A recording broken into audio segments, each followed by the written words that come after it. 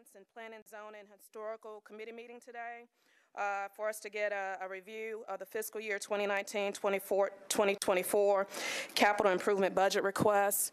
I'm going to turn it over to Attorney Jameson so he can provide us with a background, where we were, how we used to do the CIB, and where we're moving towards. As many of you know, this is a new process.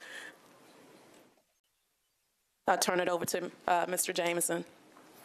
Thank you, Chair Lady. I thought we would begin the meeting with a quick review of how the process is anticipated to change this year and in coming years. The previous schedule for your capital improvement budget requests was somewhat challenging.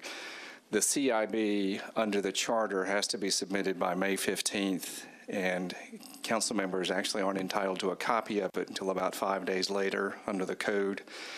It has to be acted on by the council by June 15th, so that left you about 3.5 weeks after you got the printed copy to act upon the CIB, negotiate among yourselves, determine priorities, get information on the requests, and that proved somewhat daunting. It also occurred right in the thick of other budget processes. It occurred in the midst of the operating budget, which is submitted to you on May 1st and has to be acted on by June 30th by the charter.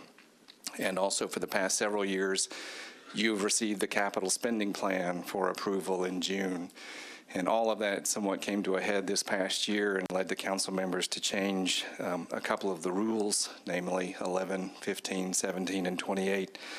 Under 28, you moved the capital spending plan essentially to provide that it would not be appropriate to submit to you at any point when the annual operating budget is pending. So you won't be getting it in May or June anymore.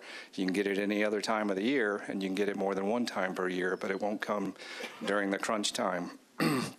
For today's purposes, Rule 28 was also changed this past September, and it now provides a schedule whereby, as you will recall, you submit your capital improvement budget requests on October 15th. That begins enormous work by the folks seated to my left at the planning department that will compile your requests, study your requests, determine costs, timelines, compatibility with the general plan. And you'll now get more information than this council has ever had in its history in order to determine the priorities of its council requests. That is the process that you begin today, determining that prioritization process. The method will be tomorrow morning you will receive a link, and I need to give credit to Slade Hurd in our office, to a compilation whereby you will assign a total of 100 points to the 298 projects that are before you in the capital improvements budget. We will then use your 100 points to determine how you prioritize those projects within the CIB.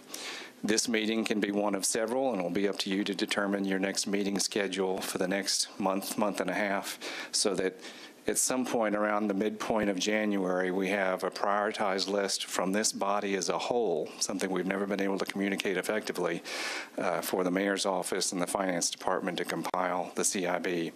Let me turn it over to Mr. Claxton from the planning department and take it from there. Thank you, Chair, Council members. I'm here with Carrie Logan and Elham Daha from our staff. I also want to thank the departments in the back who have provided extensive support through this process. A lot of the information that you've received comes through them and their own expertise in the projects that you've requested. Briefly, what I'm going to cover is a little bit of background on how the capital improvements budget works. I'm going to go through again the new council process, go briefly through kind of an overview of the requests that we have from last year and this year, and then talk through the report structure and our review process. As a reminder, for our role in this, the charter requires that the Planning Commission recommend a prioritized list of capital improvements each year within the CIB. For inclusion in the CIB, a capital improvement is any building, structure, work, or improvement with an average life of 10 years or more and a cost greater than $10,000. In some cases, smaller projects are grouped together into longer-term overarching capital programs. Any capital improvement the Metro makes must be included in the CIB. However, inclusion in the CIB doesn't guarantee funding. It only lays out what Metro could spend money on. The CIB includes 6 years of projects, but is only bidding on the first year. Once a project was within the CIB, you need some further council action that connects it to a source of funding. Most of these are requesting general obligation bond funding, which is usually accompanied by a capital spending plan, but there are also revenue bonds, 4% bond or 4% funds, enterprise funds, the operating budget, and federal or state funding. Focusing just on the capital spending plan for a moment, typically the capital spending plans fund individual projects such as the new Family Just Center, capital programs such as paving, or in one case a department for ITS. When a program or department is funded, once the funding level is established by council, each department selects particular projects in compliance with the spending plan in the CIB. In past years, the kind of flow of the recent CIB process has been that starting around December, departments begin assembling their requests, submitting them by the end of January or early February. Following that, we begin our assessment of projects, how they align with Nashville Next. Also at that time, General Services and ITS develop additional cost estimates, or in some cases, just refined cost estimates for projects that they help to carry out. In April, the Planning Commission reviews a draft of the CIB and recommends a prioritized CIB to the mayor. The mayor submits her CIB to Metro Council by May 15th, and then, as was mentioned earlier, Council adopts the CIB by June 15th with amendments, including additional project requests. This year, with the new Rule 17, council members submit their request by October 15th. The Planning Department and the implementing departments review and report back on those requests for prioritization to a joint committee of the Budget, Finance, and Planning, Zoning, and Historical committees. For the first year of work under the revised Rule 17, we included the council request from FY18 when sending projects to departments for review. We did this because the council prioritization process was new, and we wanted to make sure that no projects from this year or last year were inadvertently left out. After combining duplicates and contacting council members to remove ineligible projects, the final count of requests in this report is 298. I want to walk through a little bit of how we got here because we've gone through a few rounds of project requests. For last year's CIB, FY18, we had one-on-one meetings with most of the council members and took requests through those meetings. We compiled those for follow-up and review. And then in addition, there were amendments made at council. And so all told, we had about 184 requests from FY18. This year, with the new submission form for FY19 requests, we had 160, and we did a little bit of follow-up to clarify requests that we thought needed a little bit more detail. I want to talk a little bit about the council request form. We developed it with assistance from the departments. After Rule 17 was adopted, we reached out to the departments with most of the CIB requests from FY18 and asked what kind of information would be useful for them to assess the projects. The key thing that the form introduces this year is it allows council members to explain the need for the projects, the need for their requests, and to provide additional details. This extra information is critical for the departments to provide realistic estimates and identify how projects align with their master plans. Additionally, departments requested that they be aware of projects that they might not be carrying out, but that might be related to what they do or that they might need to play a support role for. And so also in the form, we allowed council members to identify departments or programs involved with the project, including multiple departments per project. Here's how each department, the tally of projects that they responded to. You can see out of 298 projects, Public Works was involved with more than 2/3 of them. Park with 215. Parks came in second at 64. Through our close involvement with through closer coordination with the Public Works, Planning Commission is also responding to a few of those. Again, these add up to more than 298 because more than one department responds to some projects. I want to walk through the request cycle. When we receive projects after October 15th, we do an initial review, looking primarily for completeness and following up with council members as needed. We also map projects at that point and then try to identify existing projects that would implement the council request. For example, if there's a request for a school renovation that schools has already requested in prior CIBs, we try to match those up so that we're not setting up a situation where we put duplicate projects in. Following that, we distribute the projects to departments to do a substantive review. The departments review requests for alignment with their master plans and then develop cost estimates. One new thing that we've asked departments to do this year and that we're hoping to bring over into the CIB as a whole is to identify cost estimates by phase. For projects that are particularly complex or where there's unknown scope of what's involved, they may provide an estimate to do a plan or study. For projects where the next step that's needed is purchasing land or right-of-way, they may provide an estimate for that. And then for projects where it's fairly clear how they would go about implementing it, they may just provide an estimate for building or purchasing. Included, when we sent those projects out to departments, we sent all of them, the ones that they would be carrying out and ones that they were in a support or more of an awareness role. As a result of this, you'll see some notes from departments that are essentially, recognizing that they're aware of the project. During this time, we're also carrying out our review for projects alignment with Nashville Next. And then we compiled all of the assessments into the report provided on December 1st.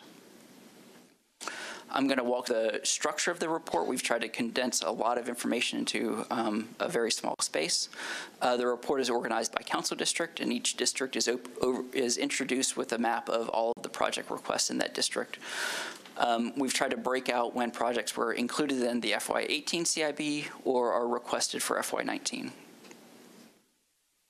I want to start with project numbering just to kind of clarify how these things fit together. Projects that were in the FY18 CIB have a CIB project ID that looks something like 18 PW0072. Just to walk you through the parts of that. The first two digits are the year it was originally added to the CIB, so 18 would be FY18. The second two letters are a department code, PW for Public Works, PR for Parks, BE for the Board of Education. And then the last four digits show the order in which the project was added that year. For new requests for FY19, the ID looks a little bit different. Again, the first two digits are the year they're requested to be added to the CIB, so FY19. The second two digits are the district requesting the project, and then the last two digits show the order in which it was added. Below that is the title and description. In some cases, we try to clarify and get the title and description into the standard CIB format, the usual information that's provided to the CIB. But then below that are information on the project need and additional details that are necessary for the departments to develop their estimates and assess the projects. Below that, we highlight similar projects. One of the things we're looking ahead to doing is seeing where we can clean up projects that may be overlapping. We haven't done anything with that this year, but it's something we're looking ahead to. Below that are department comments, primarily about what's included in their estimates or alignment with master plans. And then below that are the funding estimates. For projects that were included in last year's CIB, there's an entry under FY18 request. And then if there's a new or revised estimate, it shows up from FY19 to beyond. And what we ask departments to do is identify if there's a year that they would recommend implementing the project based on their master plan or another project that they're aware of. Where they've provided that, we've shown it in that year. If they didn't provide that, we defaulted to putting it in FY19. Where departments provided more than one phase, so a plan or study and then a build or purchase, we showed them in subsequent years. In the upper right, we show we have an overview of how requests align with Nashville Next. At the top of this is the Nashville Next guiding principles that each project supports. Each principle is rated on one or more criteria, And then the icons show the level of support that the request has for that principal. So if there's no support, it's shown in gray. If there's some support, it's shown in half color. If there's high support, it's shown fully colored. And then below that are the efficient government factors that we look at as part of the CIB. The primary examples that we have here are planning context, if it's identified in a master plan, or project need, if it's maintaining a facility, improving a facility, or adding services. As a reminder, going back to our one-on-one meetings with council members last year, these are the Nashville Next guiding principles, and these are the criteria that we use to look at in a little bit more detail each principle. Below that is what we call project effectiveness, and here we're trying to show how projects compare to similar projects based on the cost of the project divided by the population that it serves. We try to compare similar projects, so sidewalks to sidewalks, parks to parks, roads to roads, and not mix up across that. We also compared similar phases. So we didn't want to compare the cost to do a plan with the cost to actually construct the project. Once those comparisons are made, we divided the scores up into thirds and just ranked them, identified them as high, medium, and low. And then last, we identified how projects support the overall Nashville Next Growth and Preservation Concept Map. Here we're looking at, does the project support a center or corridor, the green network, or existing conditions, primarily kind of small neighborhoods and small commercial areas. After council prioritizes your request this year, requests that are initiated through this process will be loaded into Hyperion by council office with council's prioritization. Council office will then maintain the projects from year to year, but projects can still be associated with implementing departments' programs. So all of the sidewalk requests can be associated with Public Works' overall sidewalk program, so you can just look to one place in the CIB. For council requests for existing department projects, the council priority level will be submitted by council office to be associated with that project. And then I think that's all we had. Did you want to discuss the prioritization process any further? So pending today's discussion, again, all credit to Mr. Slade Hurd. You will receive a link to a score sheet, and the score sheet will simply list all 298 projects. The far left column, column A, labeled score, is for you to fill in the number based on your prioritization for that project with 100 points in mind. You cannot award any more than a total of 100 points. You can award them to your projects, to other council's member projects. There's no limitation on the geography of where you list them. Don't list more than 100 points. If you do, we will do our best to get back to you to get clarification. There's a tabulation at the bottom of the score sheet that you will receive tomorrow that shows you the amount of points you've awarded. There are two interesting factors that will result from this tabulation. If you're a councilman at large and you do not have a particular district, your points may be valuable to other council members, and there is some negotiating that I anticipate may go on. If you are a council member that for whatever reason did not need to submit capital requests and have none that in your own district that merit your points, you may be valuable to your colleagues. But in terms of determining the prioritization, the council office will then have, in a mathematical sense, scores 0 through 100 of this council as a collective of what they're prioritizing. We will then group those as high, medium, and low and submit them to the Hyperion. One last date that we are waiting on from the finance director, in Rule 17, you'll note that we are to do prior to the capital improvements submittal date established by the director of finance. That has not yet been established. We are anticipating a date no later than late January.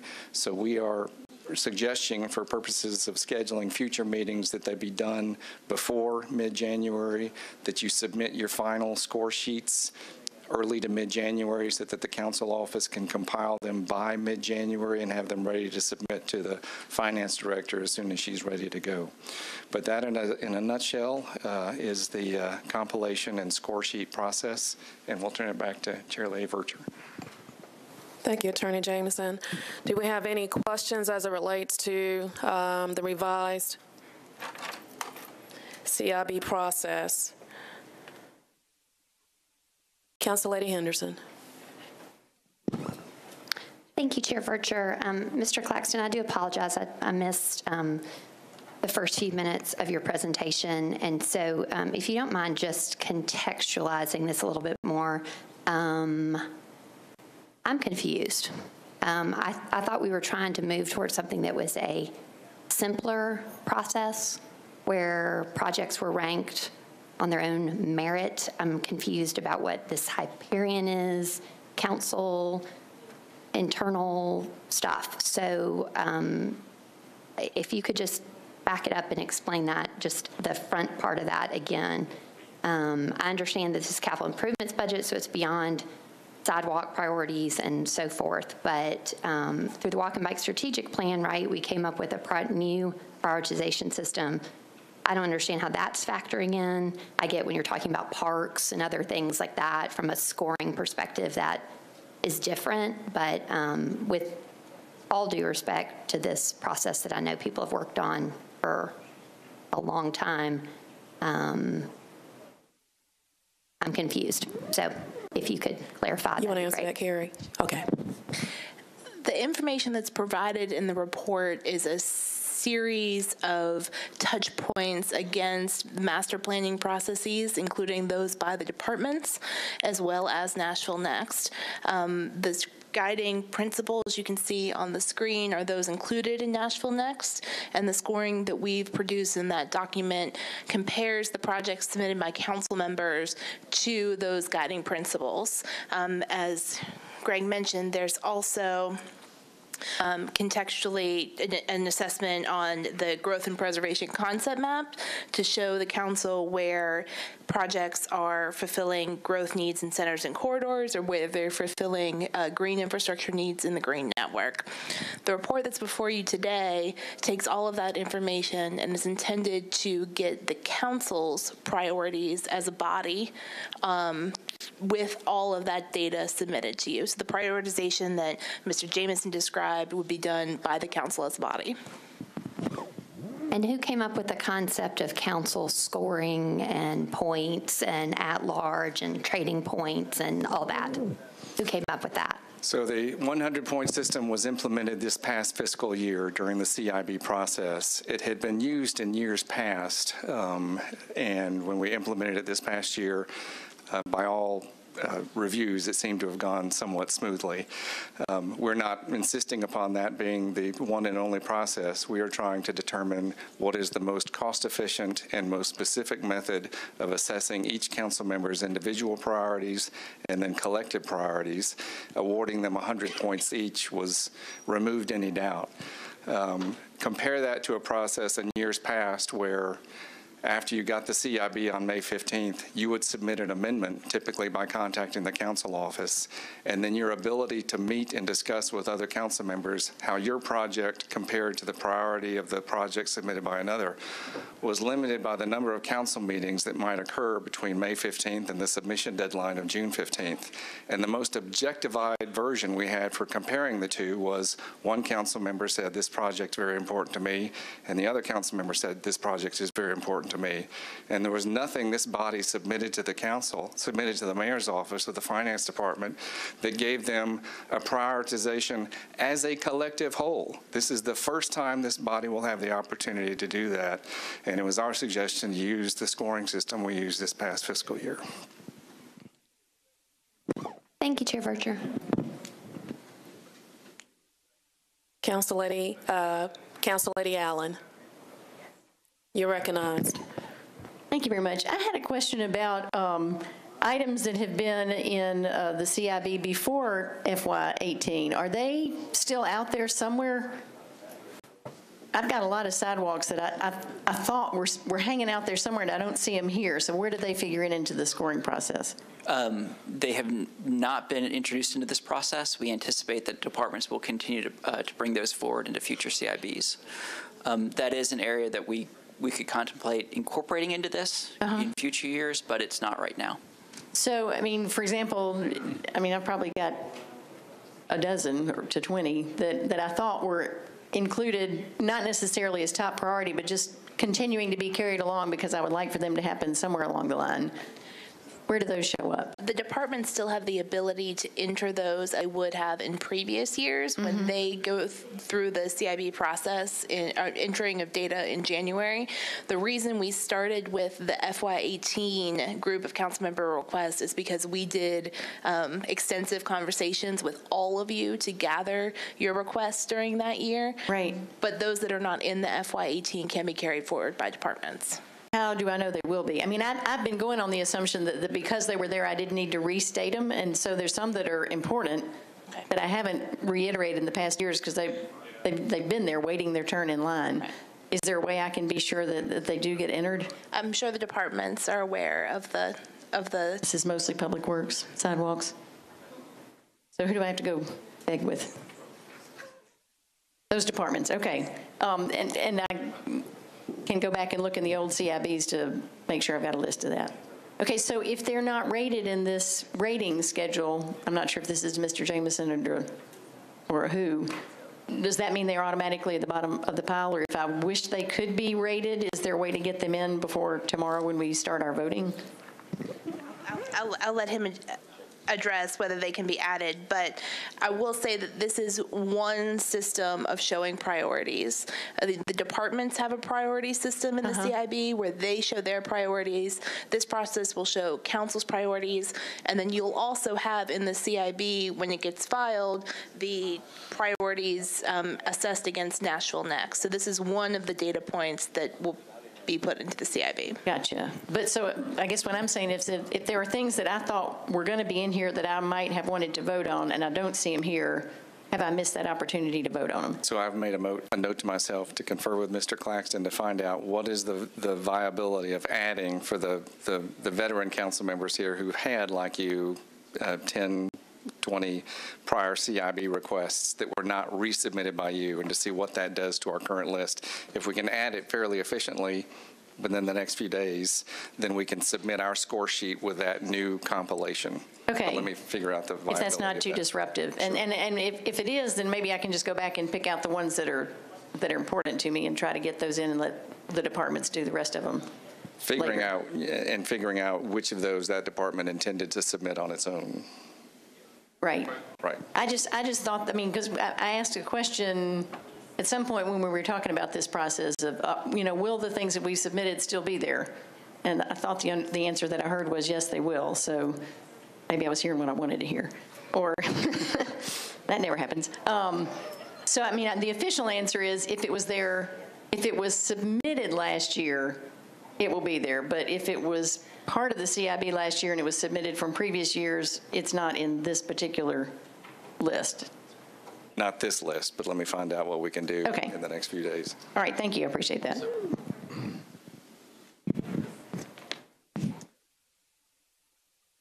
Vice Chair Schulman. Thank you, Madam Chair. I've done a lot of thinking about what the director just said, and speaking on behalf of the 5 Metro councilmen at large, I think that we should have 1,000 points.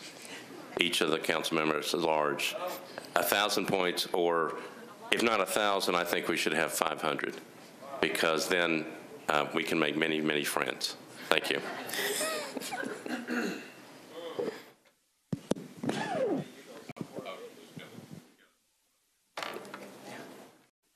Go ahead, Mr. Jameson.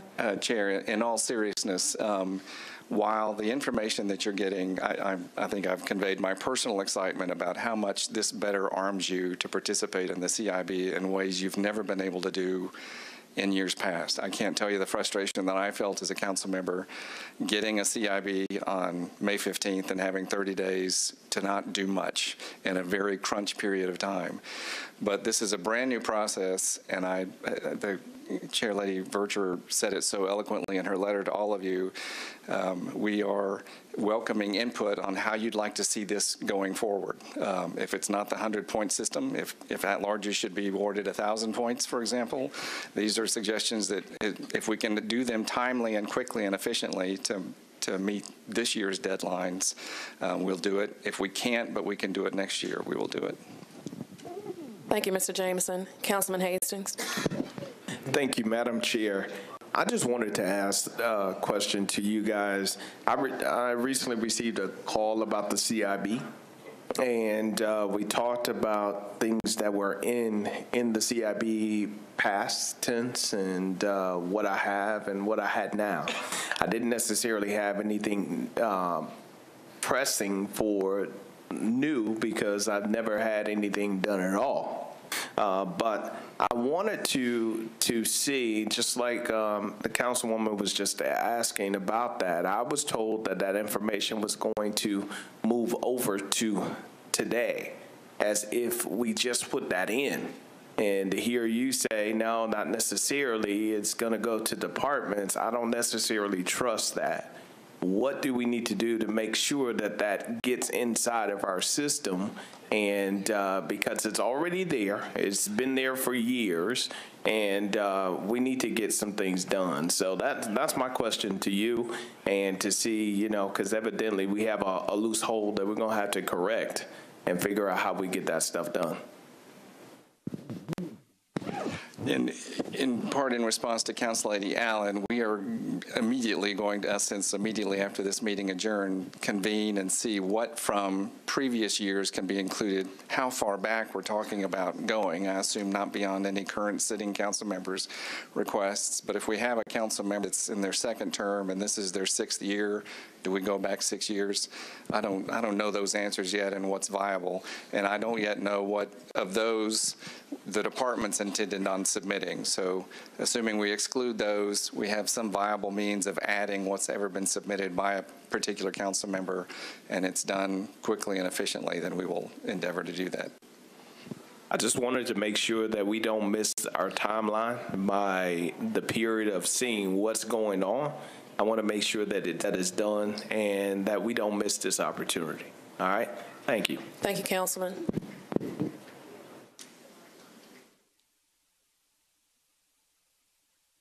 Councilman Glover. Thank you, Chair. So let me ask you, I'm scanning through this right now. The FY18-19 CIB that we're looking at, I guess I'm directing this to planning. Is this just the request that we as council members made? Is that's all? We're not looking at any recommendations from other departments or anything else. Is that correct?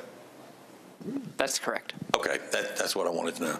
So now, Mr. Jameson, I have got to ask this question because it just pops in the head. So there's 35 districts, and we each give our stuff 100 points each. What's the tiebreaker? So you'll have. I know. I'm seeing 1,000-point Schulman waving his hand over here. Yeah.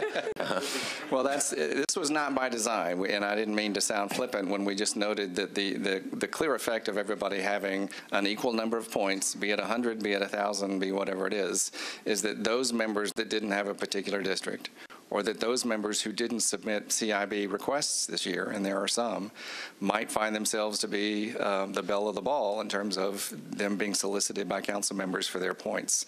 And then it becomes a matter of them deliberating, this body deliberating as a whole and determining what are the projects in your district that merit the prioritization of this body, which I'm just repeating, I know for the 3rd time, we've never had the time or ability to do. And now the mayor will get a real, true sense of this body's collective priorities. Now, if every member in here has 35 points and they all award within their district those 100 points, then yeah, there'd be a hard way of prioritizing what's at the top third, middle third, and bottom third. But there are very few council members that have one project. Most of them have a multitude of projects, and they're going to have to divide up their own points within their districts and determine what in their district is a priority, and then talk to their fellow council members and determine, here's why I've needed this more than you need your project. And those are going to be difficult decisions, and it'll be arduous, but it'll be something, again, we haven't had the chance to do in our history. And so, and this is my final question, I guess, then. And so then does, when we do the scoring on an individual basis via whatever date is determined, et cetera, is all published, or is it just basically collected and then we just see final results? No, it's published and it'll be automatic. The score sheet is when you turn it in, you're going to see your points immediately, and then we'll have that compiled. It'll be public record. All right. Thank you, Chair. Thank you, Councilman. Councilor Weiner. Thank you, Chair. I appreciate it. Mike, CIB requests stay in there for 6 years.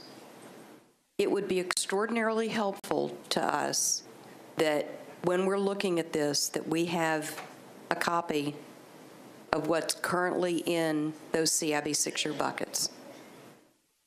I think that those of us that are looking, for example, for Dave and for me, Old Harding Pike, or Angie, some of her projects, they're going to be in that bucket. And if you go on to the Finance Department website and you pull up the CIBs, the last one that I could grab, which I've already brought to their attention, is 2016-17 through fiscal year 21-22. So it's hanging out there, and we don't have to vote on that this time, but knowing that as we move forward, we'll have the opportunity to look at those buckets moving forward in addition to what we've got. But we're not going to prioritize anything that happened before this year.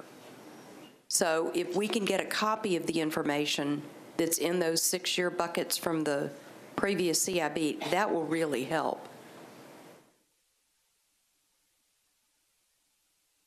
And as an aside, when we're doing this, I would like to see us look at maybe establishing some generalized criteria by which we can use as we rank order things.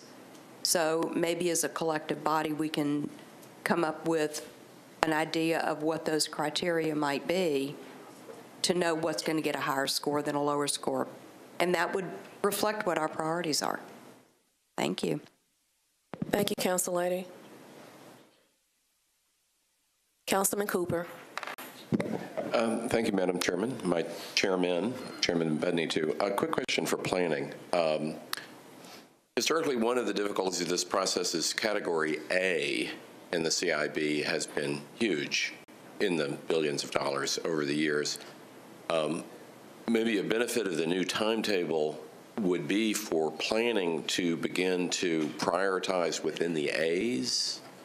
Is that something you all are contemplating doing in this cycle, so to speak, that not all A's are the same, so to speak, and it would be useful to have a sort of a professional third-party view, as it were, on the ranking of some of these A's, because again, in this current year, it's $1.4 billion, clearly a multiple of what we can spend, and so as we evolve a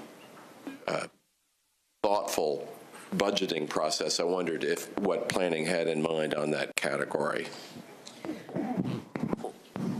We can certainly evaluate how we're looking at that category of recommendations. However, this process is information that feeds into the CIB process in the spring. And so this document that you have before you is the council requests only. We don't have yet all of the department requests that are being made for the next year. Well, so at the other end of this, once it comes to you, are you thinking of putting a filter on it and then evaluating the A's from planning's standpoint so that you just don't get a multi-billion-dollar category of A, highest priority? We'll be looking at the same kind of scoring that we did last year and for this report against the guiding principles, but also taking into account the information that we don't have yet about whether it's a department's priority or, as this process will give us, the council's priorities. Okay. If I can make a quick suggestion, maybe my school children's influence is too great, a numerical score rather than a letter score, so that everything over 90 ends up being an A, but even within that 90 range, it's useful to know what's a 99 and what's a 91. Thanks. Thank you, Councilman. Council Lady Murphy. Thank you, Chairwoman. So I guess I thought I understood what we were talking about, and I think maybe I've gotten confused by my fellow council members. So I may be repeating some questions just for clarity's sake. So my impression was that tomorrow, whenever we get this link, and I apologize, I have not had time to download the extremely large document, print it out, and read through it. my impression was that we were basically going to get the CIB with everything in it and rank it from there. But what I think I'm hearing from you now is I'm only going to be ranking the projects that I submitted through the Google form. Is that true? And the other council members as well, yes. Okay, so for example, say I want to rank that the Richland Library is really important to me. But I didn't request that because I knew it was already in the CIB. So I'm going to not be ranking or putting points towards the Richland Library because it was in the CIB, even though like right now that may be the most important project in my district.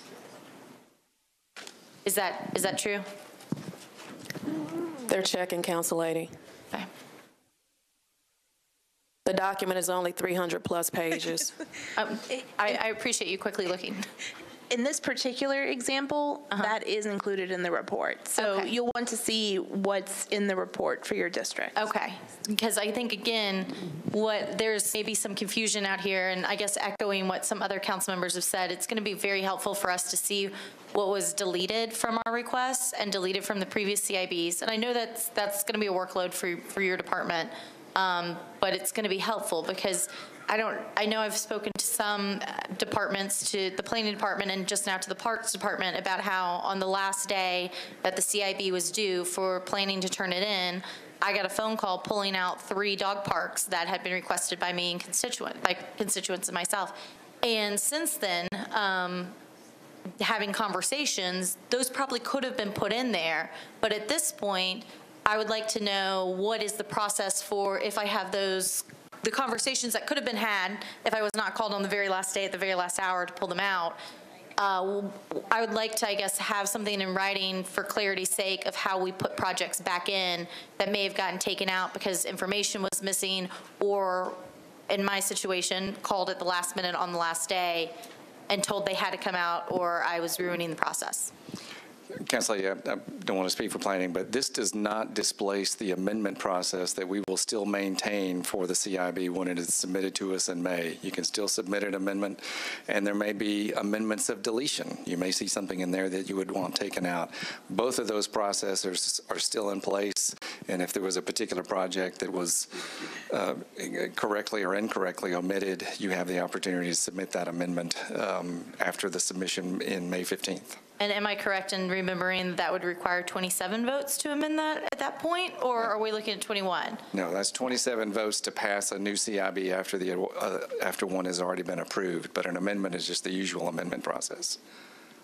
Simple majority. I was thinking that we just had to, I thought Council Lady Vercher and someone else just had an amendment to it that we had to do 27 votes, but I can ask you about that later. Okay. So I guess what I'm requesting from planning, as just to be clear and echoing my fellow council members, is projects that have been taken out of our districts, projects that we requested that were not put in, and I guess maybe it would be helpful for us to see what we did request on the Google form, because at this point, my memory is not perfect, and it would be helpful to see everything that we requested, because I think at this point we have so many projects floating around that somebody's going to miss something.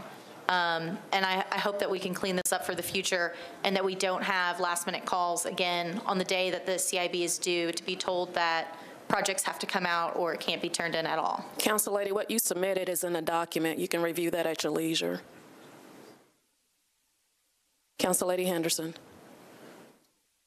Thank you, Chair Vercher. I'm in a similar boat to Council Lady Allen, and if appropriate, Chair, I wonder if those of us in attendance could perhaps by a show of hands indicate whether or not, the projects that I had in the CIB, I had already moved away from the meaningless wish list, right? That over years and years, our predecessors had just said, oh, I'll put it in the CIB, right? So what I had in the CIB already had, in my view, merit based on, the intended scoring process for the walk and bike strategic plan, or the process that you all are now implementing here. So it was my understanding that projects that were being added this year were new, I believe I do know who I asked in the council office. I will find the email. But I was told that I did not have to re-enter. The projects that were already in the CIB for me were my highest priority projects. The 2 projects I added this year could be year 19, year 20.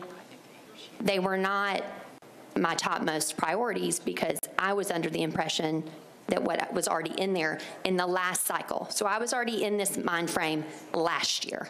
And even in the year prior, when we had our first CIB process, I came to this body for our budget and finance hearing to argue the merits of the projects that I wanted to put in the CIB, only to be found, whatever, they're all in there. And we just, and that was year 1. And then year 2, we know we're evolving. And so I appreciate in a big picture way what we're trying to achieve here, and I think we're making a lot of good steps in that direction. But I really do feel like there's some sort of disconnect here as it relates to kind of the comments that Mr. Cooper's making related to scoring.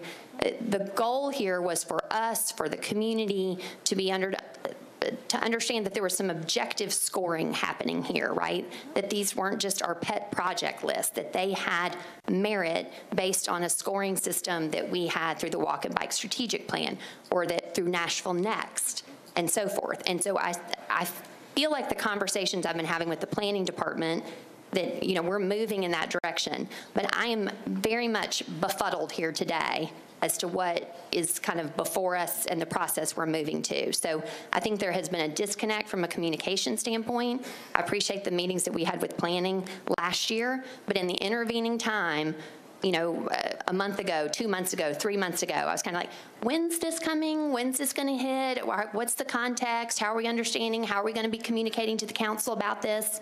And I was just, kind of waiting.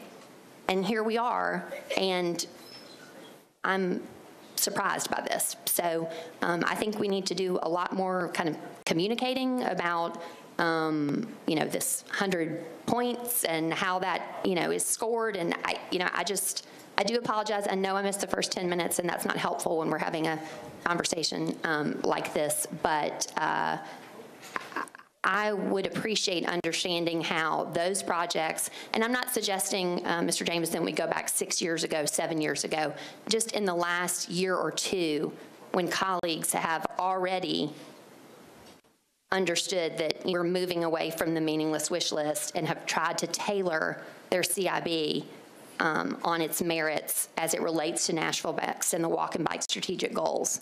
And I think there was, colleagues, I hope Council Lady Allen and I are not alone in that regard. I think Ms. Weiner spoke to that as well. But it just seemed inappropriate to me that those would then, I know they're not lost, I know they're still on there, I know they prioritized by departments, but it just seems like if those aren't in this process, then what merit does this process have? Thank you. Ms. Logan, will you address that for Council Lady? One of the biggest issues we had going back before last year is that we don't have a record of what's a council member request in a lot of cases. All we know is that that project is in the CIB, and it could have gotten there either by a council member requesting that the department put it in or that the department put it in.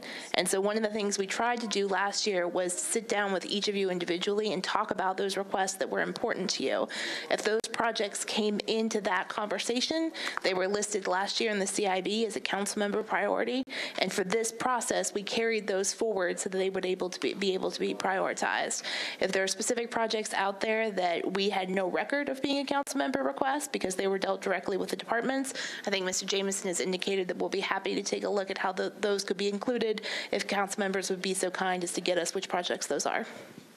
So then you're saying if there are projects we mentioned in our conversations with you last year that were in the CIB last year, those have been a part of your scoring and review process? For the CIB, yes. For the CIB? Yes. And then, so there's a mental disconnect on the Google document that we all entered or going forward. So again, Are we correct in that we were not supposed to be re-entering those projects into the Google form? If the slide that's displaying now shows in FY18 there were 184 requests that were submitted by council members that came to us in one of two ways: the one-on-one meetings that we had with each of you at the time, or by amendments through the council process during the budget time of year. That's 184 of the 298 requests that you have. There were 160 requests that were made by council members this year that are also included. And so if we don't see all the projects we discussed in the one-on-one meetings reflected there, that means what? That means that it was included in a previous CIB and we have no record of it being a council member request. And so for us to be able to include it, we would need to know that it was a council member request made in a previous CIB. Okay. Thank you. Councilman Rosenberg. Thank you, Madam Chair. I don't want to belabor the point, but I will. I think just based on the feedback, I think it's going to be helpful if when we do our scoring, it includes everything that is in the current CIB. It sounds like for a lot of people besides myself, our top priority project is in there from the current CIB and not this new report that came out. So if that's possible to accommodate, I think a lot of us would be very grateful. Thank you.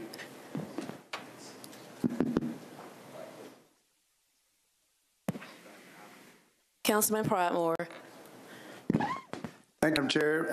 I have a question concerning the departments that have their own funding. For example, I'm going to prioritize a lot of projects that I placed in there this year that help in the USD, for example. But then I also have 3 in there for school renovations that Neely's been, Amqui, and so on and so forth.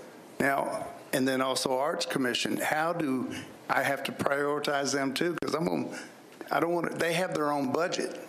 So how does my voting or prioritizing affect their, I mean, since they have their own budget, how does that affect the CIB? And am I going to make some enemies out of public schools because I don't make them the #1 priority versus arts or the ones that I actually submitted, which I have no problem.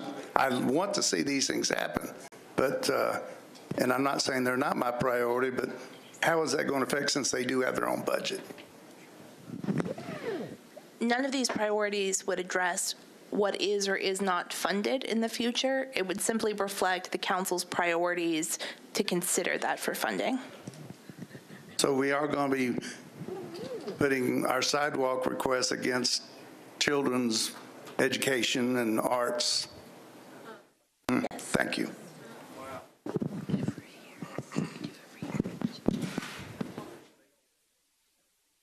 Council Lady Lee. Thank you, Madam Chair. I think some of the things that I was going to ask have been answered.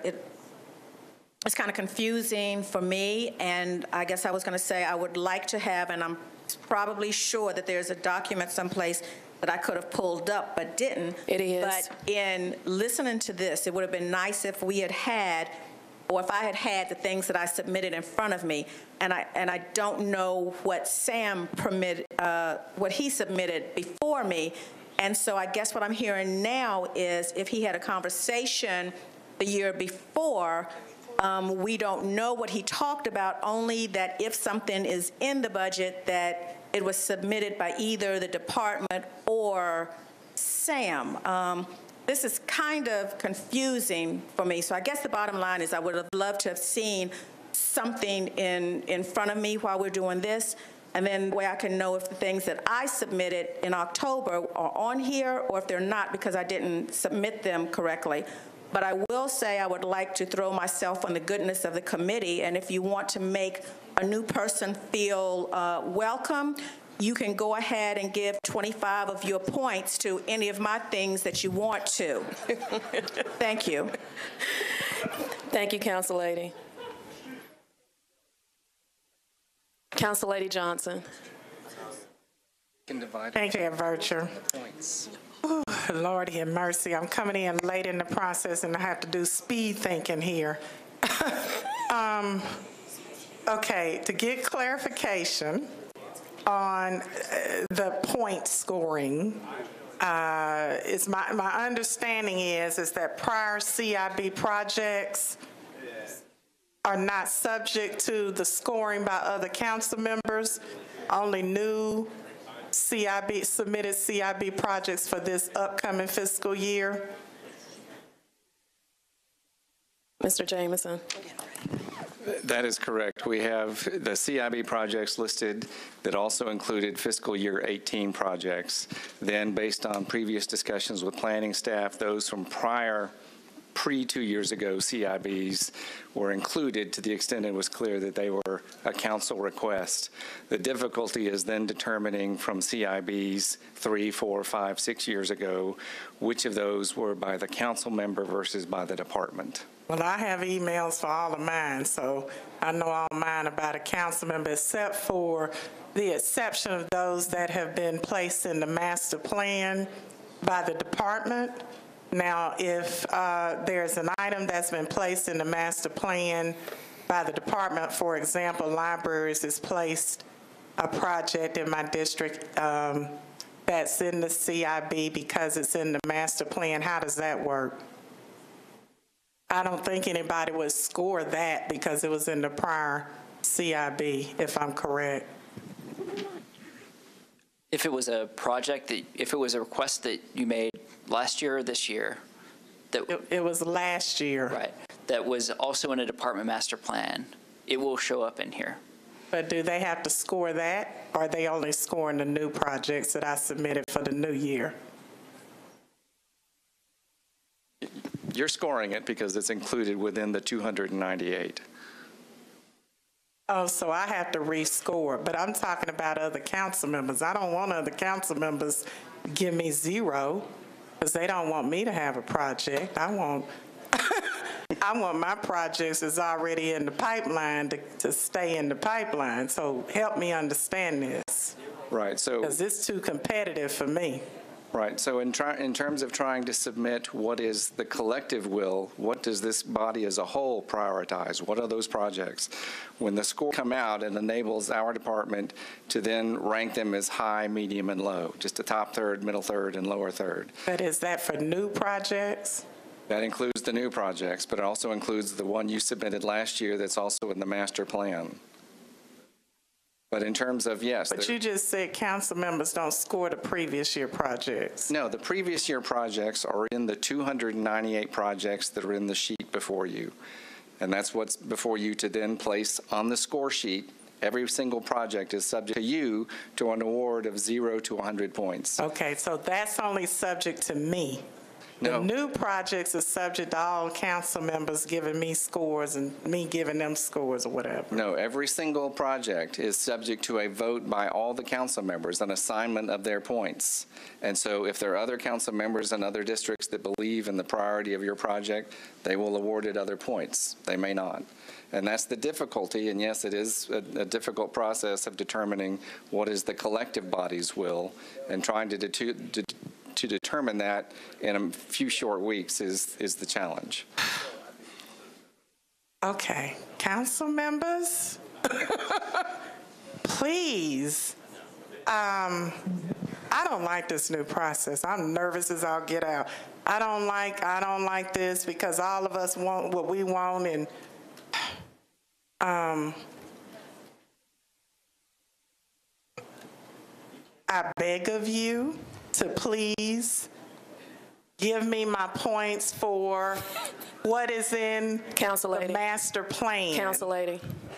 I don't understand this new process. Council lady. I am scared to death.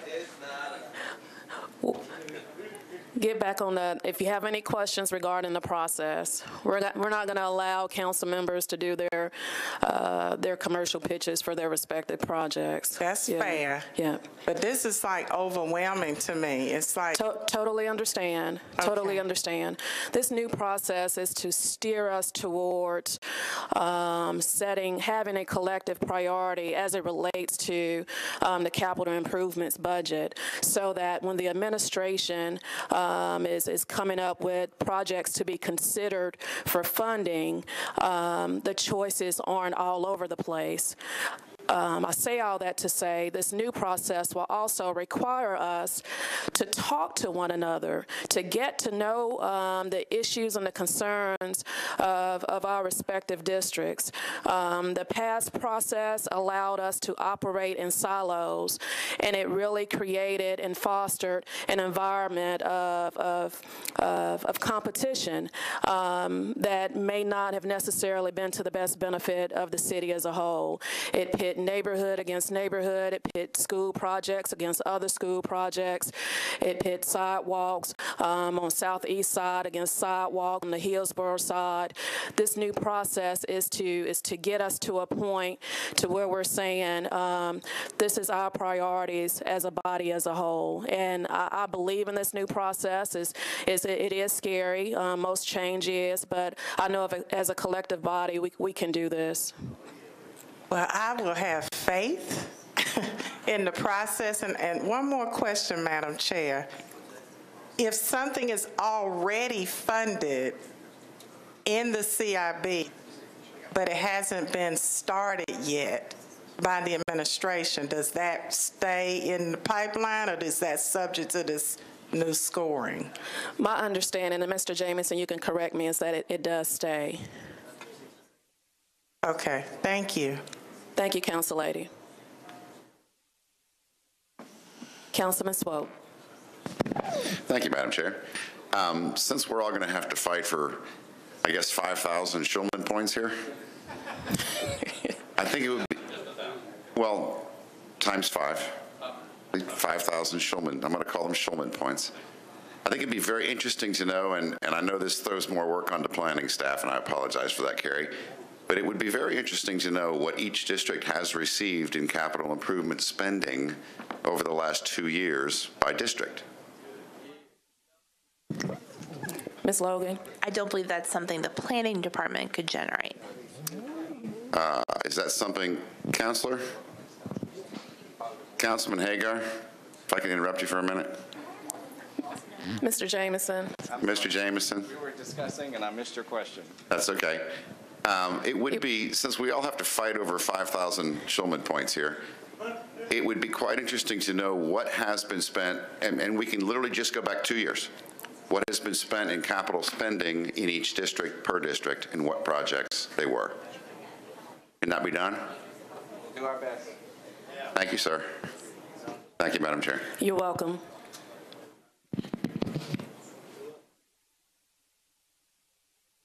Council Lady Dow. I just want to say, I think having that information about what's been spent in capital dollars is good, but I think it's irrelevant to what is at hand, because certain districts, when you look at it in capital dollars, for example, you look at out at Southeast Davidson County, my district, which you'll find is probably at the top of receiving capital dollars, but they're all dedicated to building schools because we continue to, zone high density apartments out in our area, and we have to find a place for the kids to go. So when you look at some of the capital dollars, you'll see a good majority of it going toward building schools. So I think it may be good to break out the capital dollars going toward schools. And then I think you have to go back and historically look, not just in the last year, because we have spent a great deal of dollars in certain areas because of the need in those areas. And once we've, addressed those needs, we've gone to other areas and caught them up, just like in our Southeast Davidson County area. For years, we went without any parks. In fact, we don't have a park now, to be honest with you. We have no park. Where we spent money in other areas of the county for parks. We've heard Councilman Pridemore speak about not having a park, and Councilman Pardue in their area. So there's been some areas that, we've had to prioritize, and that's what this process is about, is for us not to selfishly look at our individual districts and figure out what we need and what makes us look good, but to bring the important projects in each one of our districts to the forefront. Let's talk about it, and let's figure out what is the priority for the entire county, and not just what's good for District 32. I know for me, I have some projects I like to see done, but I also know that the surrounding counties also have needs, and so I want to look and see what is the priority, not just for our area, but for the county, and how it compares. So I think we can do this fairly and equitably. Thank you. Thank you, Council Lady. Council Lady Weiner. Y'all, I think we're making this harder than it needs to be. The CIB, and I may have a solution, but bear with me a minute. The CIB is a methodology for us to get information to the mayor and the planning department about what our priorities are for inclusion in the capital spending plan. It is next to impossible for me sitting in Bellevue to know what Councilmember Roten or Councilmember Van Rees or Councilmember Withers or anybody in this room needs. It is, I'm not embedded in those communities. In my humble opinion, what we need to do is prioritize what's in our own district that's on the list. We don't need to pit one council district against another, which is what this is going to do.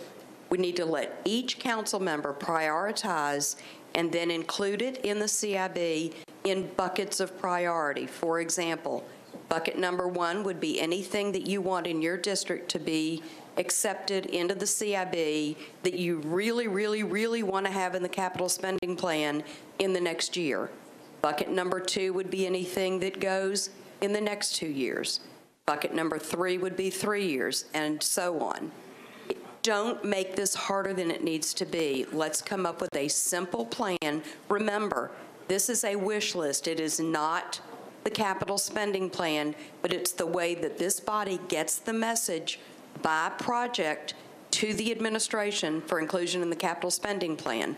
That's what it's designed for. Let's make it appropriate for our own districts. Thank you. Thank you, Council Lady. Councilman Glover. I would like to expand on what Councilman Swope was asking, Mr. Jameson, since we're asking these things, and maybe what Council Lady Dowell was just speaking of. Maybe the schools doesn't necessarily need to be in there because obviously that's a different animal. But I think what would be interesting is to know what has been spent in the districts in the last 2 years, what projects those entailed, but more importantly, what has been allocated and nothing's been done with so far. Because as costs continue to rise for various projects out there, money that was maybe given 3 years ago, as an example, probably won't go as far today as it would have at the time. So I just wonder how many projects are just kind of footing out there that haven't been done. Because I know I've got one, a pretty significant one. In fact, it's the only one I think that we can probably name in my district that's happening right now. But I think that would be an interesting piece of information to look at as well. Thank you, Chair. Thank you, Councilman. Council Lady Henderson. Thank you, Chair Vercher. In the midst of my question last time, I don't feel that I got clarity on what happened to the walk and bike strategic plan scoring process as it relates to sidewalks. So we used to talk about, you know, the PGI score, right? And the community understood that fairly well. Those people were particularly engaged in sidewalk infrastructure, but often felt that the scoring that they saw didn't really reflect. And so through that whole walk and bike strategic plan process, I understood that scoring had been clarified and improved on the path, right, to being more objective about the merits of particular sidewalk projects. So to Council Lady Weiner's point, yes, internal to your district, you can say, these are the projects that I think that have the most community benefit, that make the most important connections. But on the broader scale as to Nashville Next goals, transportation goals, right? We have proximity to schools, proximity to parks, on a collector, near certain densities of population, employment centers, all that kind of stuff. So where is that in the midst of all this? Because I do not understand why we are putting schools and parks and sidewalks all into one bucket. And to Council Lady Weiner's point, kind of pitting each other against each. I mean, it seems like in an effort to move towards something more objective, we have somehow flipped and completely subverted the process and gotten to something that is not an improvement. So from a walkable infrastructure standpoint, the walk and bike strategic plan process and that new scoring process, where does that factor in? Ms. Logan, you want to answer that, how that corresponds with the guiding principles? There's actually two ways that's reflected in the report that you have before you. The first is in the scoring that you see on this slide. This is a summary of the scores, but at the bottom left-hand side, under expand accessibility, where it says sidewalk and bikeways, that's reviewed against and scored against the walk and bike plan. Also, in the department information, you can see here outlined in red, the departments are looking at the council member requests against the walk and bike plan. This doesn't affect the walk and bike scoring, but instead shows how the sidewalk requests by council members align with the plan. Where is the walk and bike scoring itself? Is that just mysteriously happening internal to Public Works and no one in the community can see it? Wasn't that the point?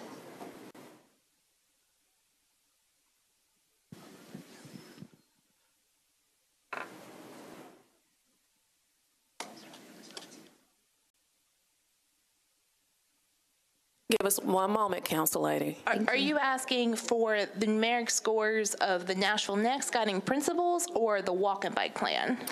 What I'm suggesting is there's a bit of a disconnect in council and community understanding, okay? So I feel like I understand Nashville Next and what those priorities are. I can see how you've highlighted them here. I appreciate the process that you are engaging in from a planning perspective, right? Because we don't want to be siloed like we used to do, right? Where Public Works just kind of decided they were doing a project. They didn't consult with planning. They did projects that had no merit, okay, in my view, historically. Okay, so I guess now if through the walk and bike strategic plan we said we are going to daylight how our metro government arrives at what are our sidewalk priorities, and I understand that those are contextualized in the broader goals of Nashville Next. I'm sensing a disconnect, so I don't understand where that walk and bike strategic plan scoring for sidewalk infrastructure is. Does it exist anywhere? I'm going to ask our transportation planner, Michael Briggs, if the chair lady would allow for him to speak on that issue. Thank you, Mr. Briggs. Hi. Good afternoon. Thank you, Council Lady Henderson, for bringing this up. This is a concern that we have of ours, and so you'll notice I'm sitting back here with Public Works staff as well, because we're reviewing these projects through the walk and bike lens. So you'll see on your information sheets whether or not it's been noted with being within the priority sidewalk network. Now we have individual scores that can be generated for every segment, and it changes from block to block. What we thought would be most helpful is to identify if it's within that priority network.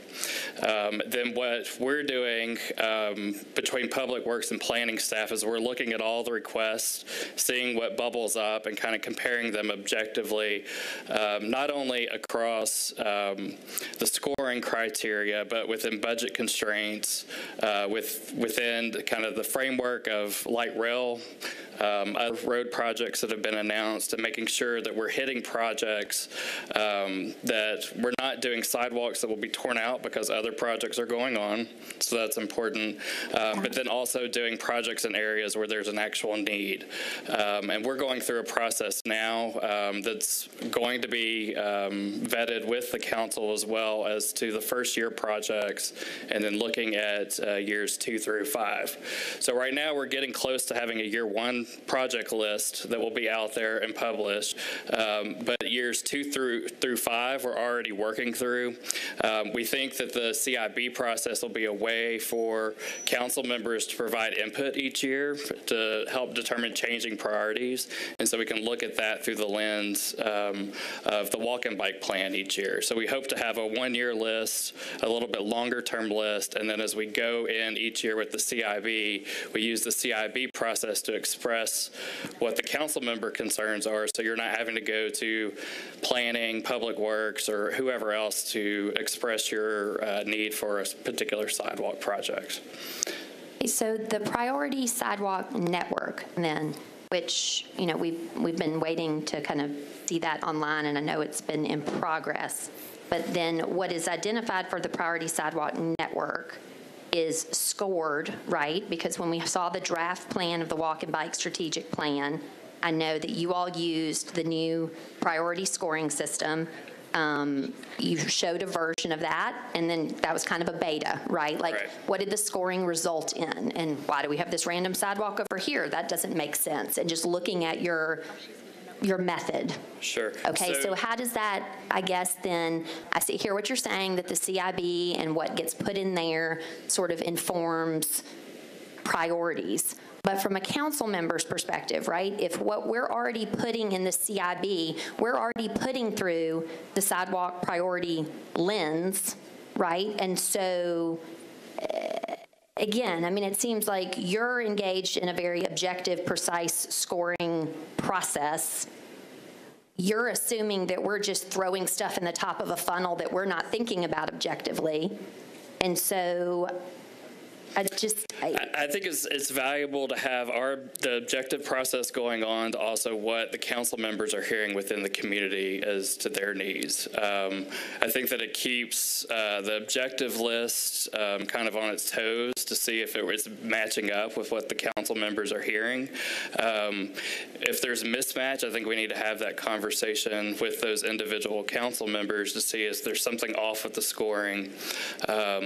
Or there could be projects that we, for some reason, have overlooked, or some sort of land use or something has changed that is not being reflected in our scoring.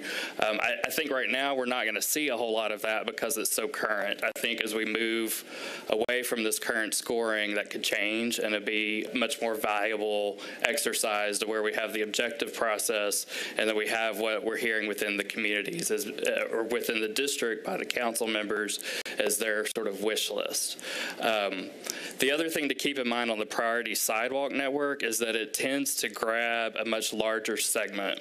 And so we've been working with Public Works, planning, MTA. We've even talked with Stormwater about trying to narrow down specific segments for the year 1 list and the year 2 through 5 list. So what you'll see out there as being actual projects may not be a full length of a sidewalk on the priority sidewalk network. It may, for example, be on one side, or it's several blocks beginning as part of phase 1 and then moving into a phase 2 later on. So we think the whole kind of framework of the priority sidewalk network is still valuable, but out of that will be teased out actual constructible sidewalks. So for the current priority sidewalk network that you have scored for purposes of the walk and bike strategic plan or in process now, are you using projects that were in the CIB last year? Yeah, so the previous CIB requests are informing the priority current sidewalk network. Priorities, yes. Yeah. Okay. And then Mr. Jamison or Ms. Logan, can you speak to then how we bridge the priority sidewalk network that is being objectively determined by that department and what we're requesting? I mean, is anybody else having the disconnect here? I mean, I appreciate what you're speaking to. That clarifies things somewhat, but I still, given that, then are we just overlaying this on top of that and scoring that? And what if that doesn't, like, vet out per that prioritization process? Again, trying to move towards more objectivity. Go ahead, Ms. Logan. Are you asking that instead of including a statement such as what's on the screen now saying that it's included in the walk and bike priority sidewalk network, that you want a different sort of detail included in the report? So I guess what I want to understand is kind of just where is the scoring? I mean, I guess, you know, just the fact that included in the walk and bike priority sidewalk network. Okay, fine, good to know. So that means there's a concurrence, something that I think is a priority as a council member, planning commission, public works staff concurs that per scoring is on the priority network. But again, from a community understanding of how we are prioritizing these things, if it's, or so are you, there is a numerical value associated with those scores. Is that what you're asking to be included in the report? Yes. Okay. Thank you. Thank you, Council Lady. Council Lady Weiner. Can I offer a motion that we table this and come up with a different plan that will work appropriately for us? So I will begin with that this plan evolved from the input from you guys. So you did a lot of work on it. Councilman Cooper, Councilman Glover. This is just the initial results of it. Well, all due respect, when we sat down and started putting this together, we never envisioned anything that was quite this complicated. We never envisioned anything but these tiered buckets and the opportunity for council members to prioritize their CIB once we had all the information and planning, had the opportunity to review it. It's never supposed to be this hard. Council Lady, I don't think it is. I think it goes back to your statement earlier that is perceived as being difficult when it's not. All your concerns, we have noted that. We are going to revisit and to have those items from prior CIBs incorporated. That's going to take some time. I don't know how long that would take. I don't know if that's going to be putting us back to where we were initially as it relates to time frames. The whole overarching goal of this is that as a body, we wanted more time in this process. We knew the whole budget process, everything was occurring really, really fast. So this process is as a result of many, many concerns, many suggestions. Whether you put it in a bucket or not put it in a bucket, in a sense, we're still going to end up back at the same place. The goal is for us to ultimately say what our priorities are, and so that that can be communicated to the administration. I mean, that's pretty much it in a nutshell. Hopefully, we serve with one another where we respect and give each other the benefit of the doubt and the consideration. Where I can look at in conversation with Councilman Withers, and we can have a conversation over what's important in his district, and then we can I don't want to say negotiate, but definitely have a conversation. As elected officials, that's what we're here to do. If not, then we're going to be back where we were, where ultimately all council members score everything in their project as a priority, and I don't want us to go back to that. We have about 5 more minutes. Councilman O'Connell. Thank you, Madam Chair. I will say I think part of the difficulty here is I'm getting the impression that a lot of folks are seeing things that are new. This seems to be fast moving, and I think I am definitely sensitive to those concerns. I think, Madam Chair, I definitely appreciate your approach to saying how can we take this input and make this better. I would love to just take a moment to speak to the things about this process that I think give me a greater sense of confidence about how we strategically approach the allocation of capital in Nashville. First of all, I think having any sort of transparent benchmarking against master plans, and specifically including Nashville Next, and how our overall capital planning aligns with the generally accepted plan for the city and growth and preservation. I think generally having an approach to prioritization and increased transparency and coordination among departments, these are all strengths, and I would love to continue working to try to leverage those strengths as we improve our overall CIB process. I think having an increase in coordination between Metro Planning and Metro Finance is something that will ultimately benefit the council, and I will say I'm one of the people that is in here looking forward to refining this process, because I think having gone through a couple of these cycles now myself, being able to look at something and say, all right, this is how, and we've done all these planning processes, now we have some visibility into how this works, is a strength, and we ought to be looking to reinforce that strength. Thanks. Thank you, Councilman. Ms. Logan, will you speak to, again, just real briefly, the guiding principles? Because a lot of what my colleagues are expressing is already incorporated in that process when our requests come to you and the departments evaluate it. All that is measured up against Nashville, Next, and so forth. Can you speak to the guiding principles for the request that was already submitted for this particular document? The slide shows all of the guiding principles in Nashville Next, along with some sub-bullet points that we pulled out. Each of these has a scoring metric associated with them, where projects could get full scoring or partial scoring associated with them. And so we are reviewing them not just against the master plans of the individual departments, but as the intention of Nashville Next as a whole. And the departmental input as well? Yes, and the departments are also reviewing against the master plans and their priorities and needs. Thank you so much. So, colleagues, this is a new process. We're going to continue to refine it. All of your comments, we do have your comments, and we will take those comments under consideration in moving forward and continuing to refine this process for you so that this budget process works for you. Do we have any questions for the department heads as it relates to this process, real briefly? Okay.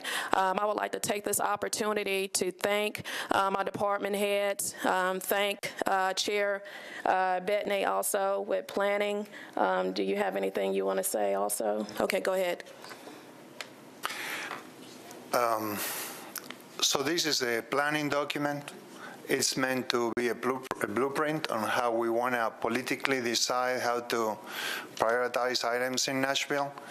So we shouldn't be looking at this as a spending bill. It's more like a priority, a political priority. There are elements on Nashville Next that are not included here. There are elements on that bike plan that are not included here. There are elements on the school board construction plan that are not included here. Whatever is included here is what we wanted to include here to prioritize politically what we thought that should be shared with the mayor's office. I do want to ask the planning department to provide background on prior years' items that were approved and voted for the capital improvement budget. I also wanted to share that we had a meeting with Elrod some months ago where he showed us how the city is building items in Nashville, the Public Works website that he shared with us. So some of the spending that Councilman Swope was asking for is on that website. The one thing that concerned me at that point that I will want to bring back again at this point is items that we asked to be on the spending plan in prior years, that I wouldn't want those items to go away without our input. So I was hoping that we could have an opportunity to review when you guys decide to eliminate some item. And the other thing that I will request is items that are on the budget that were approved in prior years, if they could be provided on some kind of a graphical format that we could see the status of those items. I appreciate you guys being here. This is our opportunity to politically decide how to spend the city's money, and your input is very needed. Thank you, Chair, for everybody. Thank you so much. Also want to remind everyone there is a joint budget and finance and health, hospitals, and social services committee meeting this Wednesday at 4 o'clock regarding the opioid crisis. We will have the police department, the health department, and industry experts also. This will be a great opportunity for you to get information as it relates to our data as a county, so that when we're out having conversations with our constituents, we can be speaking factually as it relates to our city. Seeing no other speakers being recognized, we are adjourned.